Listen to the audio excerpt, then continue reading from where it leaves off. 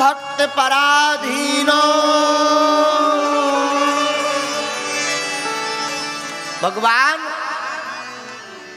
भक्तों के अधीन है। अच्छा ऐसे नहीं, ऐसे समझो। सुमरी पवन सोत पावन नामो, सुमरी पवन सुत पावन नामो, अपने बसे करी राखे राम, अपने बस करे राखे राम। सुमरी पवन सुत पावन नाम, अपने बस करी राखे राम। सुमरी पवन सुत पावन नामो, अपने बस करे राखे श्री हनुमान जी ने भी राम जी को बस में किया। लेकिन एक बात है, राम जी को क्या बस में किया जा सकता है? हाँ, किया जा सकता है। जैसे सबरी ने रघुनाथ जी को जूठे बेर खिलाए, जैसे विदुरानी ने भगवान को साग खिलाई, वैसे ही हनुमान जी ने श्री रघुनाथ जी का पावन नाम लेकर के अपने हृदय में रघुनाथ जी को बसा लिया।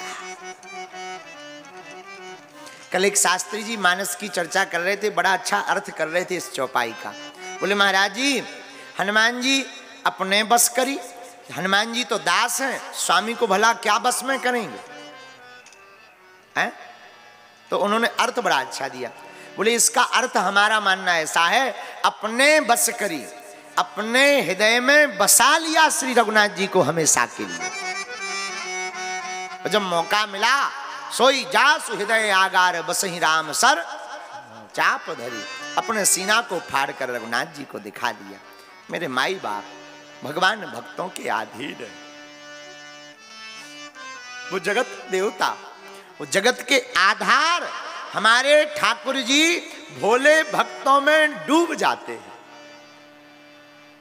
जैसा जैसा भगवान करते, भक्त कहते भगवान वैसा करते।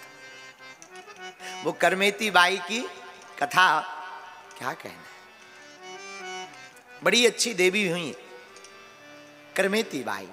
करमेती बाई ने भी ठाकुर जी को बस में किया। एक बात केवल यहां ही नहीं, कलयुग में भी अनेक लोगों ने भगवान को बस में किया है।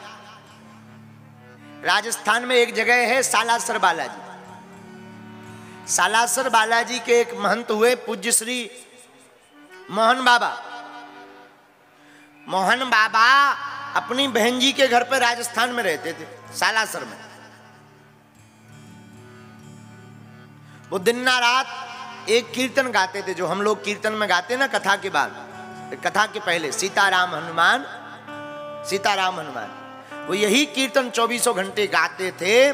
तो राम जी को बस में करने वाले हनुमान जी को इस कीर्तन से गा गा करके मोहन बाबा ने अपने बस में कर लिया था।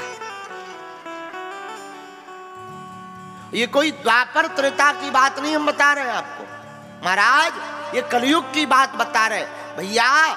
जब वह मोहन बाबा चलते थे, हल चलाते थे, खेती करते थे, कीर्तन करते करते धूप बहुत हो जाती थी, जून का महीना, भयंकर धूप, और सीताराम हनुमान गाते गाते चलते थे हल लेकर के। हनुमान जी को दया लगती थी, हनुमान जी तुरंत प्रकट होकर के अपनी पूंछ से छाया करने लगते थे।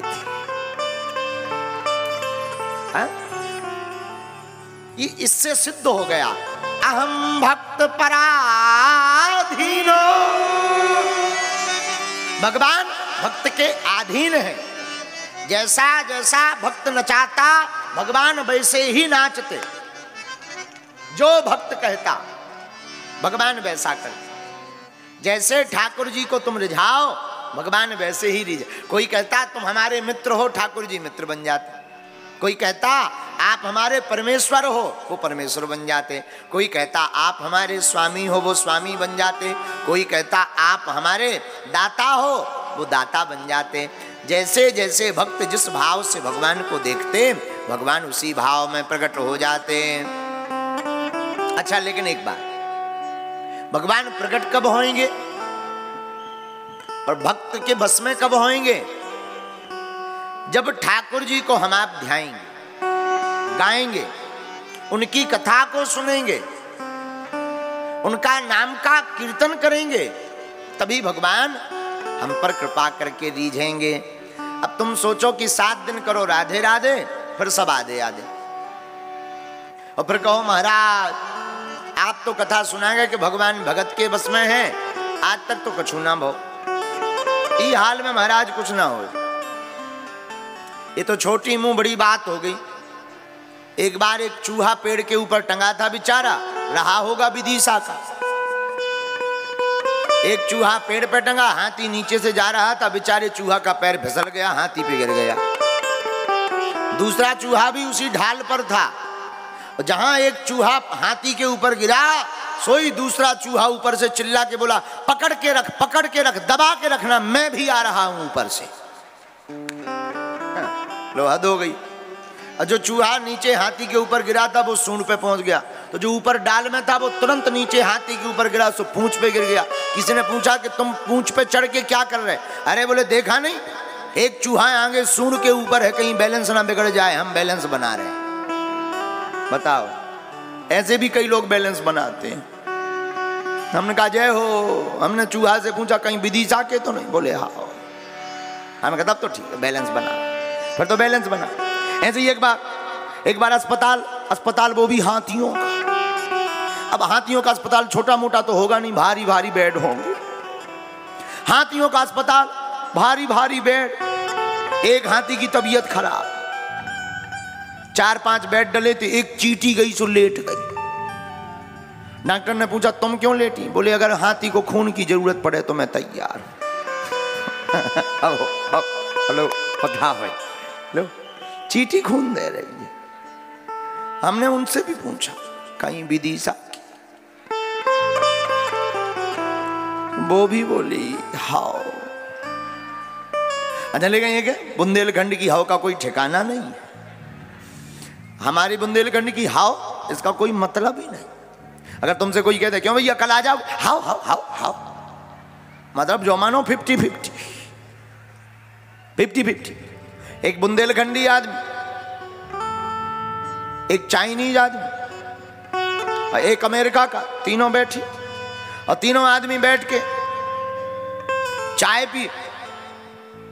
अमेरिका वाला बड़ा पढ़ा लिखा था, उसने चाय पी, कप लिया, उल्टा रख दिया। चाइना के आदमी ने चाय पी, सीधा रख दिया।